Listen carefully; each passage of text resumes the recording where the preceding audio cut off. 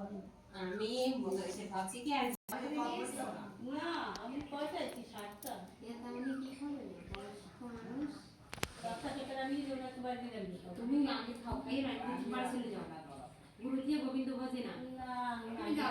না তুমি যাও আজকে তোমার ছাড় আমি সব কিছু গুছাই রেখে দেবো আমি এই আগে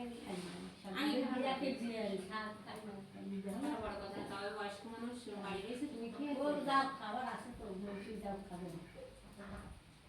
আজকে তো ঘর থেকে খালি থাকে যা খাবো তারপর কি করছি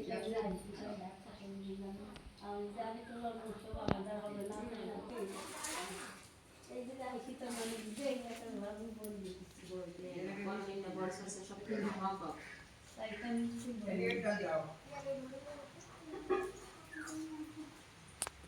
আমি তো ধরা বিয়াকে দিয়ে আমি আগে কি জ্বরের কষ্ট হয়েছে বেশি বাড়িতে আর কথা মনে নেই রাস্তাতে একবারতে বোতল ধার করে জল নিয়ে এসে খাওয়ার জন্য ও বললে না তাহলে তুমি আজকে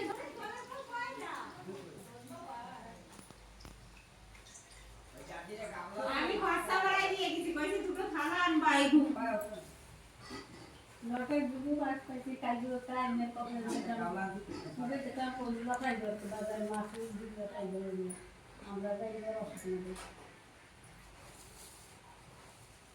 কইছে কি লটারি টাকা ভাই এতে সে বাস কিনে চার বানাই দিবা তোমার দোকানে সবারই বয়ে বয়ে আনতে হবে না কত দিন এটা ধরো একটু খাড়া হলে এই দিকটা দিলেই তো চার দেই নাই ঠিকই আছে এটা অশ্বিনী ঘোষের একটা গানের আছে প্রাণ খুলেটা খড়ির সাথে বসে নির্জনে ঠাকুরে এখানে একা একা একটা ধরনের নির্জনে থাকবা ঠাকুরের সাথে অন্তরঙ্গ ভাব হবে তখন তো না বাবা না পড়াশোনা আনতে পারে আপনার জিনিস তো জানতে করতে দিন পড়াশোনা আনতে পারে চেষ্টা করলে হবে সবাই যা কিছু বলে সব চেষ্টা করেই করে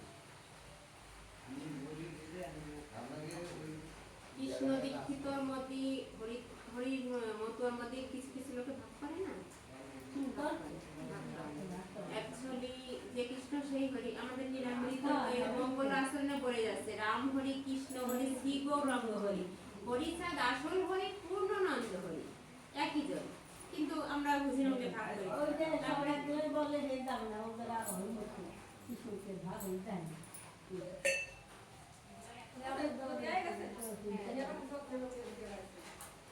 ওই এক দিদি দিচ্ছি